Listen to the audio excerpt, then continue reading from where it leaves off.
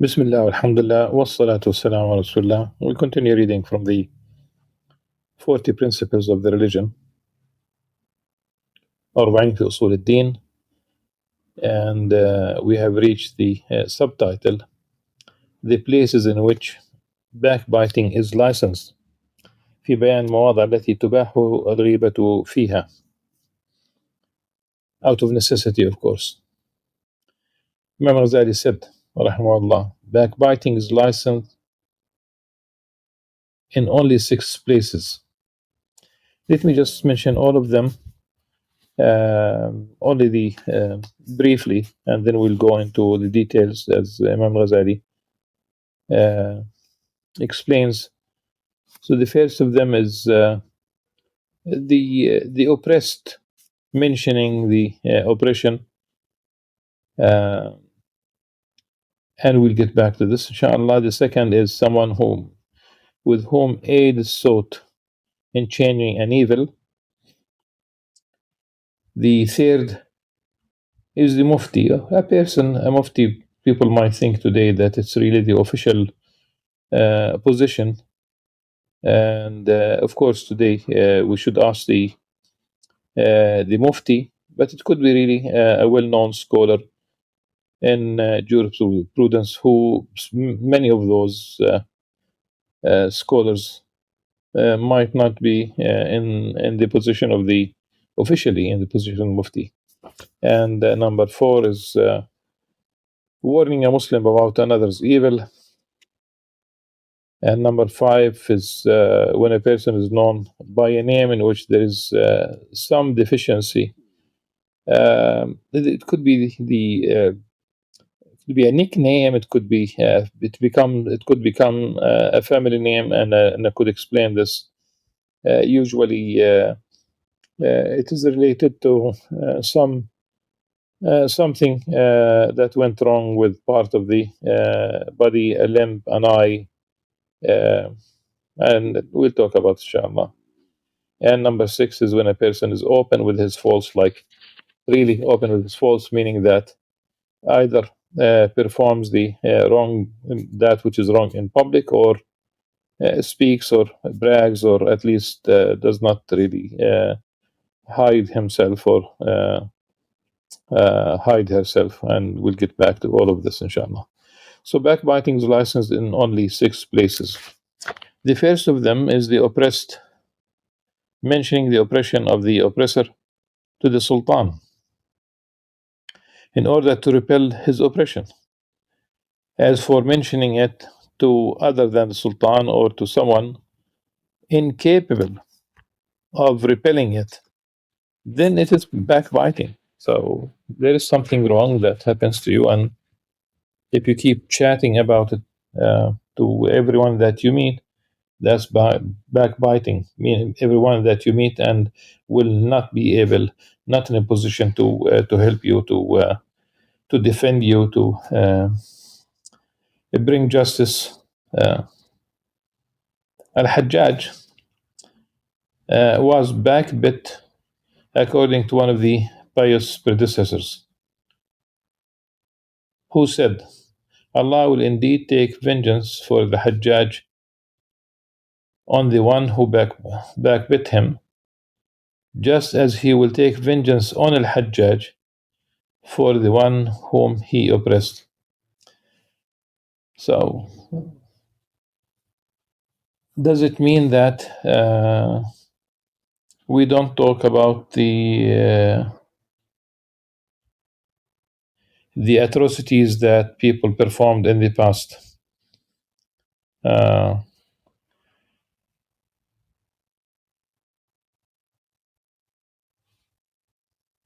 This is what Imam Al-Ghazali is saying. Just don't really backbite people from the past. And it's quite unfortunate. I hear people. Usually they do the backbiting about people in office. And people in office, we don't talk about the post office. We don't talk about that level. those in office. We talk about the rulers, if you will. And there are those who just simply went through their life without practically. I knew people who lived long and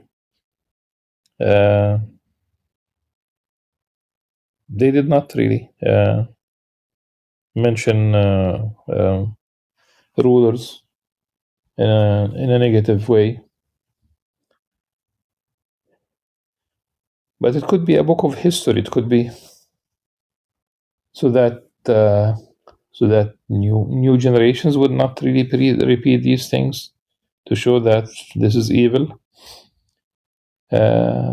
We might speak, when we speak about atrocities that happened in the past, the most recent past. We talk about, for example, 20th century, just as an example. We might be talking about Hitler, we might be talking about Mussolini, we might be talking about Stalin. In fact, Churchill himself, when he diverted the wheat from the Bay of Bengal to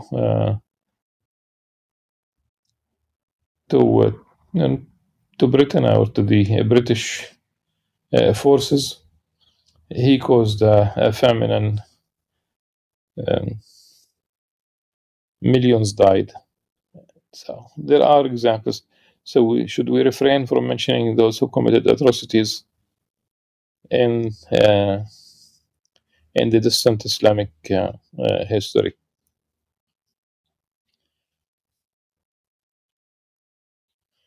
The second is someone with whom aid is sought in changing an evil. It is permissible for a person to mention something to him also. Someone who's capable of making a change, a positive change. A pupil in school could basically tell the teacher, could tell the principal if he or she is bullied. Otherwise, the bullies would not stop. That's one example. If it's a teacher that hits the children, maybe one would resort to even to the authorities outside schools, going to court. It depends. Sometimes there are very severe cases of physical punishment.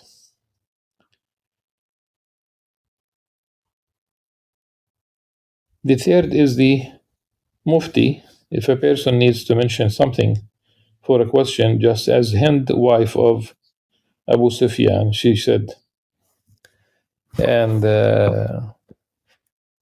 this is hadith muttafaq alayh, narrated by both Al-Bukhari and Muslim. So she went to the Prophet ﷺ and she said, Allah will indeed take, I'm sorry, she mentioned in front of the Prophet ﷺ, Abu Sufyan, meaning her husband, is indeed a stingy man. He does not give me what suffices my child and me. Should I then take without him knowing? The Prophet ﷺ said, take what suffices you and your child according to custom. According to custom, one might, we know today that which is, according to custom, that which is customary. And this is why, subhanAllah, it's a very beautiful aspect of our religion. Al-Urf. So what's customary in dowry, what's customary in expenditure. But the issue here, she mentioned stinginess and oppression, yet Allah's Messenger sallallahu alaihi wasallam did not censor her. All of this is complaining. However, it is permissible if there is benefit in it. So she went to the Prophet sallallahu alaihi wasallam because she knows that, of course, he's the Prophet sallallahu alaihi wasallam. You might go to the Mufti and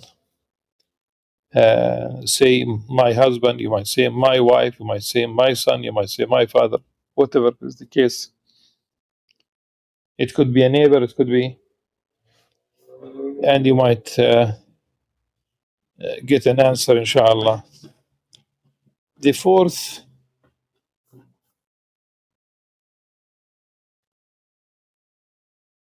is warning a Muslim about another's evil if one knows that not mentioning it will result in that person's testimony being accepted. Just as a person bearing witness in favor of someone mentions things, this is the case with someone engaging in business or marrying. That person would be harmed by them. Therefore, a person should mention something only to whomever he expects would be harmed. And typically people would go and ask to verify, to if you are in the world of business, and people might get in touch with someone's former employer, for example, or they might get in touch with a school, it could be, and sometimes they just simply get in touch with someone who knows the person who's asking the hand of a woman.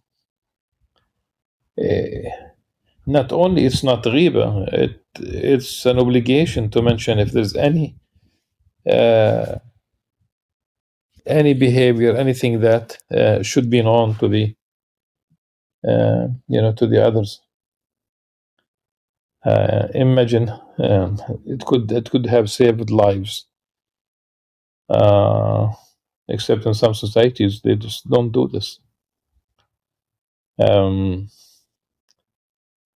It's an extreme case, but imagine there was an interview with a woman. A woman was interviewed. She was interviewed in jail, in fact, and it's been quite some time. And they asked her, "Why did you kill your first husband?" And she said, "It was self-defense." Then she was asked, "Why did you kill your second husband?" She also said it was in self-defense. Except that they showed in the documentary that she shot him. He was still sitting in the car. She shot him with through the barrel of the gun, through the side of his head at point blank. Now, if that lady is released from jail, which is probably impossible, but you never know, sure, who would become the third husband? But this is something that is really an extreme case. But one mentions this so that people will understand that you cannot hide. You should not hide any trait, about any person, depending on the context, as it is mentioned here. The fifth is when a person is known by a name in which there is some deficiency, such as the blear-eyed or lame. In fact, in the these names are well known in Islamic history. Here it is mentioned. In general, it does not refer to a specific person, but Al-A'mash, okay, Al-A'mash was a muhaddith. So he used to narrate prophetic tradition. And there was one story when he himself referred to himself as Al-Amash. أنا الأعمش ولم أحدثك. It's a very famous story. He passed by a group of people where someone was telling them a story, and he said, like, as if this is really a genuine hadith, but it was not, because the Amish passed by and he did hear the person, the narrator, the storyteller. He was saying that this was that he got this like a chain of narrator. He did hear it from Al-Amish himself. Al-Amish went into the center of the circle of learning. He did something, and I don't want to go into that now. Ultimately, he told the speaker, Al-Amash, told him, "I am Al-Amash, and I did not really convey this hadith to you." So he referred to himself as Al-Amash, as uh, the blear-eyed. No sin has been committed by someone who mentions that, although using another name is more appropriate. But sometimes this is simply it becomes a family name, and people might not notice that it's people, the same person who is using it. Uh, we have, and I'm sure that it began one day as a physical thing, and people would make a nickname out of it, and probably nothing good. It was not, and then I'm 100% sure that when people use it first, they use it to insult, to it would be injury. ولا تنابزوا بالألقاب بئس الاسم الفسوق بعد الإيمان. So it's prohibited really in Islam to nickname people in something that they don't like. Uh, and as I said, we have so many family names that are just like that. Al-A'ma, the blind, it's a family name here. Al-Kasih, the crippled. The Abu Sitte, somebody who was born with 6 fingers, okay, on one hand, at least. Our family, it's the one-eyed, losing an eye for whatever reason. Uh, so, as I said, there are so many family names, and the origin would be a nickname that is based on something um, that happened to them, and they have lost, um, you know, they lost something part of their physically. Okay, the sixth one is when a person is open with his faults. He does not dislike for his faults to be mentioned,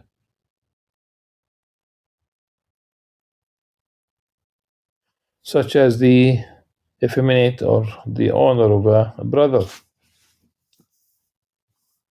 And Al-Hasan said, Hasan Basri, there are three for whom there is no backbiting regarding them: the heretic, the sinner who is open with his sin,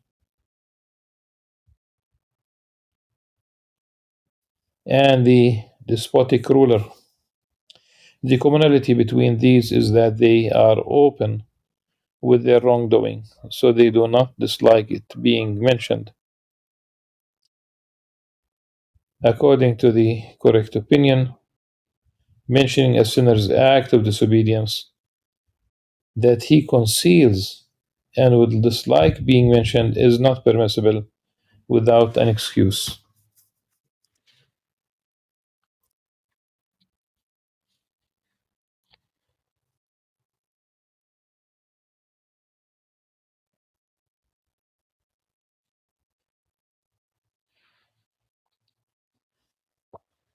Number, I would like to go into some details about the number 6. Uh,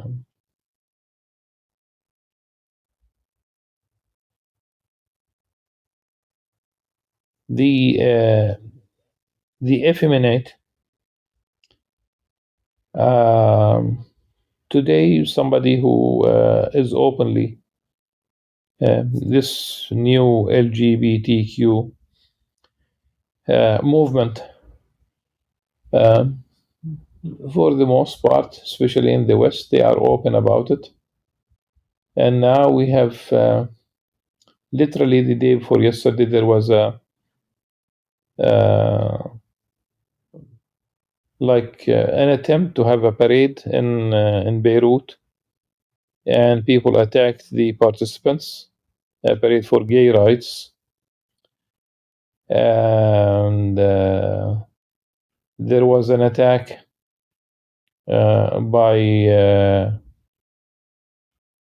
the Soldiers of the Lord, a Christian group of young men.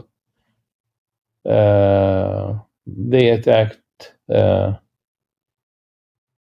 a drag queen show. Two of them at a bar in Lebanon. So, in certain places, they might try to advance the by really going public. So they are open about what they do, and knowing how grave this issue is, because now there are Western governments that lobby on behalf of the LGBTQ community, and we have the issue of the transgender. As we don't talk about, the medical condition.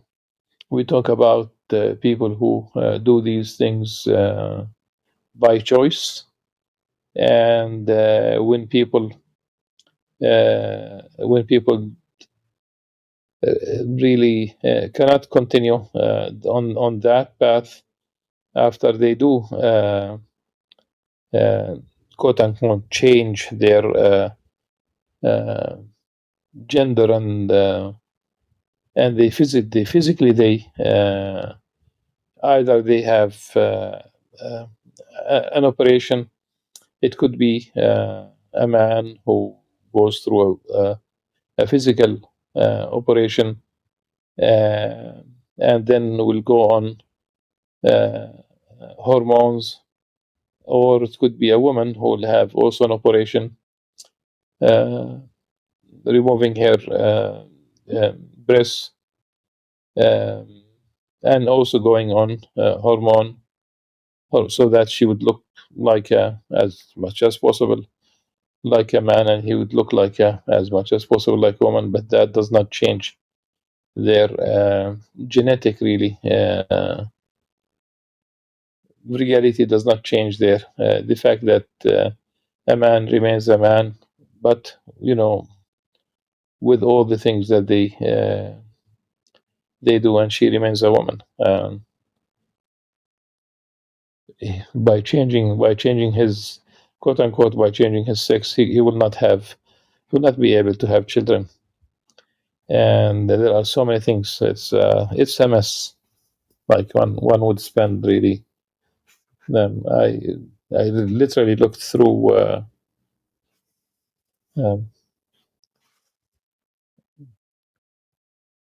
maybe 107 genders, and there are those who went beyond these the 107. So they are open about it. So it becomes like number 6. They just mujahir. We call it mujahir bil ma'siyah. And those people, not only they do it publicly, they make sure that it reaches far and wide. And there are still programs in the United States, TV programs, where people really go on and speak about all the what should be private, but they do speak about their their sins, their cheating on their spouses, all the wrong things that they do, even when they are single.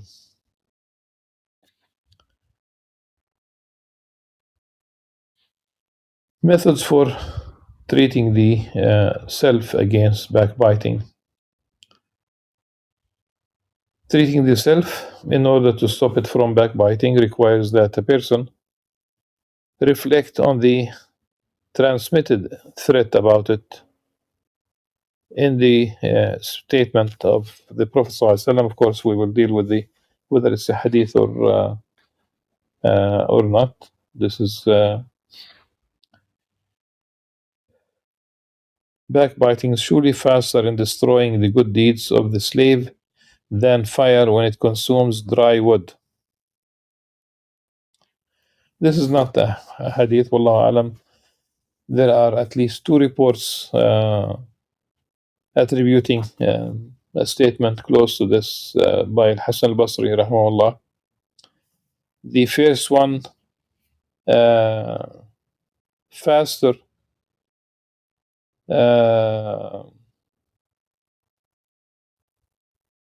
in the hasanat, for like faster than fire. It is the same. The one practically is almost the same. أسرع في الحسنات من نار في الحطب. So practically it's equivalent to what Imam Al-Ghazali said. And the other one is أسرع في دين الرجل, that rather than consuming the hasanat, it consumes someone's religion, like really ending up bankrupt, of course. No hasanat, but many sayyat. So most probably it's a statement by Hasan al-Basri rather than attributing to the Prophet ﷺ. It is transmitted that the good deeds of the backbiter are transferred to the record of the one who was wronged through backbiting. The backbiter will look at the paucity of his good deeds and the abundance of his backbiting, and will shortly end up bankrupt. And the advice that one might give is that anyone who would like to indulge in backbiting, he should really do so many good deeds, because he needs the good deeds to so that his good deeds will be given to the person that you backbite against, you sin against. You sin, against Allah subhanahu wa ta'ala. But in this case, we talk about the on the earthly level. Yes, and if you don't really have enough hasanat, you are going to get from his or her, of course, sayyat.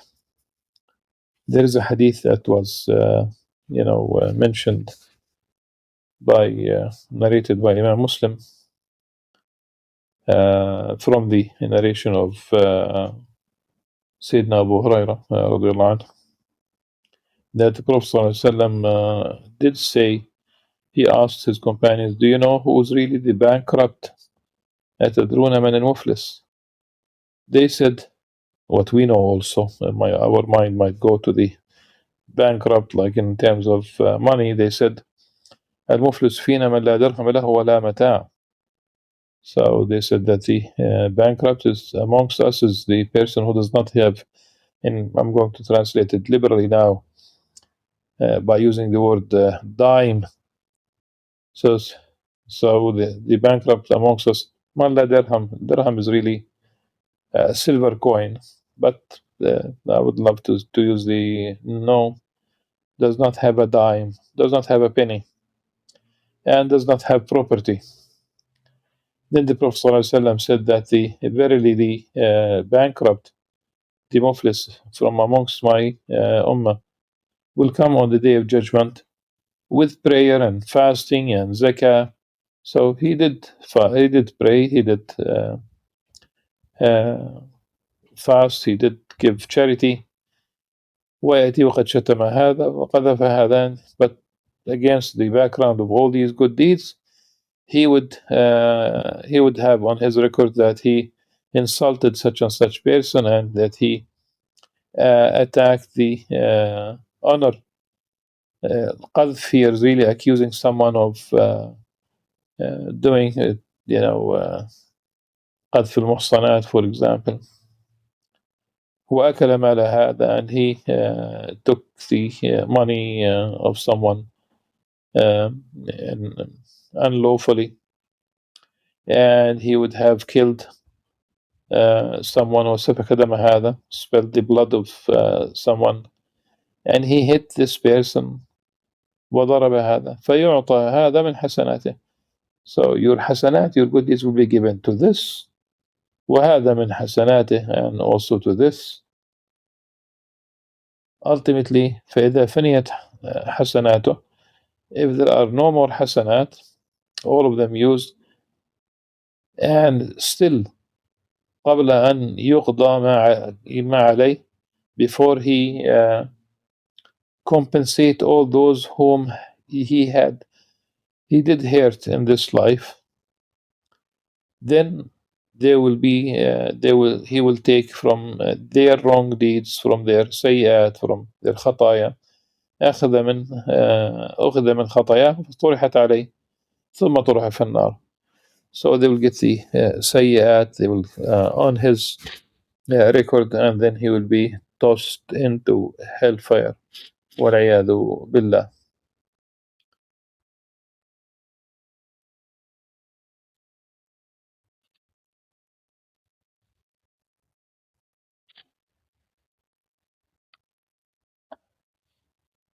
Probably.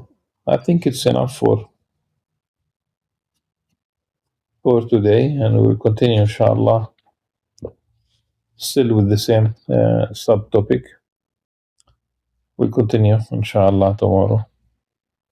سبحانك اللهم وبحمدك نشهد أن لا إله إلا أنت نستغفرك ونتوب إليك. السلام عليكم ورحمة الله وبركاته.